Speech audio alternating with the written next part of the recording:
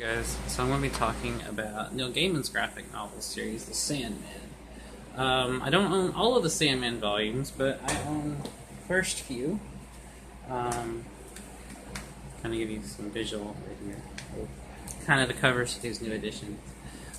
So, for those who don't know, The Sandman is a very famous and influential series, a very popular series that Neil Gaiman wrote from the late 80s to about the late 90s. It comprised 75 issues initially, collected into 10 volumes.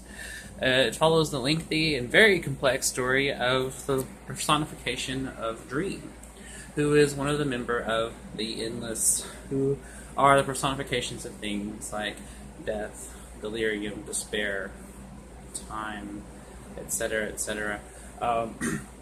And anyway, in the beginning of the story, Dream is captured by a cult who are trying to capture his sister Death, but get him instead. He spends a long period of time in captivity, finally breaks out, and then has to restore order to his kingdom of dreams and sleep. Along the way, he has to go gain certain artifacts back to help him gain power. And ultimately, that's it for the actual main story. However, within this broad story are several little stories going on all at once, involving dozens of characters across different dimensions in space and time and multitudes of places, both in our world and in others. All kinds of characters from fiction make appearances, as well as real people in the story as characters. Everyone from Batman to William Shakespeare makes cameos in this series. Well, not cameos, some of them even play important parts, like Shakespeare. For instance, in one part of the story you find out that Midsummer's Night's Dream is in fact based on real events in the story. That there actually is a realm of fairies, and he actually made contact with them.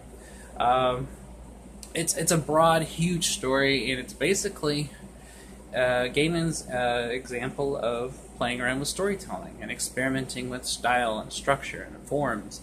It's experimenting with what works and what doesn't. It was his chance, basically, to tell whatever he wanted in the style he wanted to. And Vertigo, which is an imprint of DC, let him have full reign. And it shows. He has a lot of fun with this. And that makes him a lot of fun to read. It's such a fun series, and it's actually my all-time favorite comics series. I'm slowly collecting the volumes right now, much in the same way I'm collecting R.L. Stine's work. I have the first 7 volumes. They're all great. And also, these cover arts that Dave McKean did are trippy as fuck, and they're awesome. Dave McKean also incidentally did original cover art for the original issues back when they were coming out. But anyway, that's beside the point. Why do I recommend The Sandman? For all of the reasons I just said. But also, you get different artists doing different styles, illustrating these different stories. Not only that, you get diversity. The stuff that Gaiman wrote is varied. It spans all kinds of different genres and stories within this overarching story. You're introduced to several likable and interesting characters. Nonetheless, my favorite, and I think most people's favorite from the series, is Death. For her to be Death, she's actually a very upbeat girl, and she's very fun. She's very likable. She's presented as this very upbeat kind of goth girl that has a quirky sense of humor and a very sunny outlook. And and I like that he plays with these conventions, because people have always personified Death as the Grim Reaper, or the skeleton. But no, she's just a pale goth girl who's fun and exciting to be around. And often she's the voice of reason to Dream's morbid, lugubrious, kind of, pitying, self-righteous, asshole-ish character. Don't get me wrong, Dream is a likable character. He's a very complex character, but he's not always a likable character. In fact, Dream can actually be quite a jackass in this series. But also, one thing, another great aspect of it is you get tons of backstory to all these characters. You also get tons of backstories that play important parts in other ways in the story.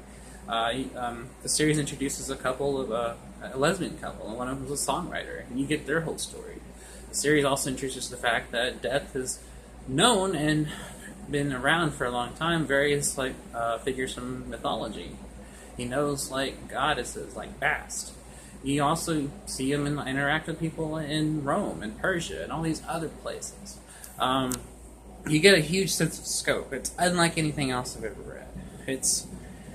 It's overwhelming almost, and just kind of the sheer scope and ambition of this series.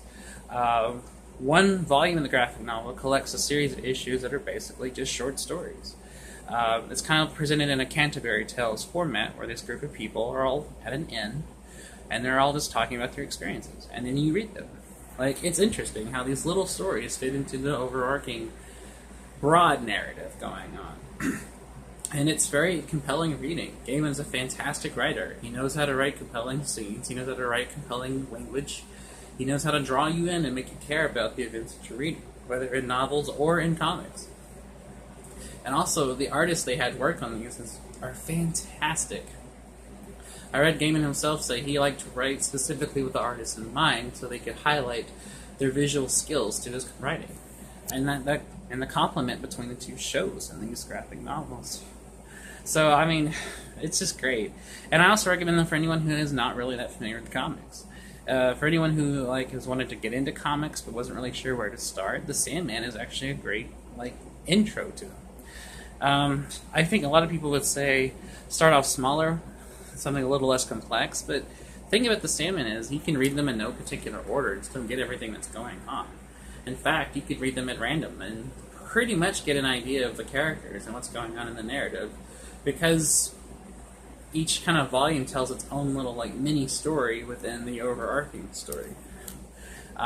You could read the first volume and kind of get an intro to things. You could read the second and kind of see the little mini story in that, and the third there's a mini story in that, so forth and so forth. So it's kind of a lot of mini stories, with stories within stories even at some points, within a broad meta narrative in a way. And also, Gaiman is still writing on these things. He just published a graphic novel called The Sandman Overture, which acts as a prelude as well as an epilogue that kind of loops the story into an infinite loop, kind of in a way. Much like a King Stark Towers series kind of does. That actually is... Spoilers! It's been... the Dark Tower series is an infinite loop. Overture reveals that this is kind of the same thing. But anyways, it's definitely great reading. And I'm happy to see that it's still around. I'm happy to see The Sandman still getting people interested in comics. And I'm happy to see The Sandman still has a big following. It's compelling stuff. And just personally, I want to talk about some of my little favorite stories from the Sandman. There's one story about a girl. She finds out she has this kind of weird mutant X-Men powers, and she is alone because of them. She's outcast and shunned, and she can't touch anything, so it'll die. And then she is just kind of given this release when death shows up. There's another series where you find out cats are all part of this huge kingdom of felines, which is very interesting. It's almost like a Bradbury story. One of my favorites, and also one of the weirdest in the series, is Gaiman's Sandman actually meets the original character of the Sandman, who was a DC character in the 1940s. And in this reality, that Sandman thinks that he is Dream. And the two of them interact. It's a very weird story, but it's so well written, it's interesting. And that's kind of Gaiman's writing on the whole. He writes weird stories, but they're grounded and believable because of the humanity and the emotions within. And the realism he adds to these surrealistic and fantastic situations. That's what makes Gaiman a great writer, and that's what makes him just, a good comics writer. He definitely knows how to tell a story, and I like that he's using the Sandman to experiment with storytelling and experiment with what can be done with the medium. And he's pushing it further and further. He himself has gone on record saying that novels have been around for 2,000 years, but comics are still a pretty untapped medium, and he wants to see what he can cut through the jungles of this uncharted territory and expand it a bit. And it definitely shows in this series. And sorry, I'm ranting, but I genuinely get excited about this series. It's so good, and I want everybody to read it. And hopefully that's what a good reviewer does, is get an audience like you guys excited about what he's talking about, or she, whoever it is. But yeah, definitely check out the Sandman. They're easily available. You can buy them online or in comic shops or bookshops. I mean, It's a very popular series, and they have great cover art. These are the new editions. These covers are for the reprinted editions that are pretty new. It's just a fantastic series, guys, and I hope you guys check it out and enjoy it as much as I have. And if you have read it, like, comment below and tell me what you think.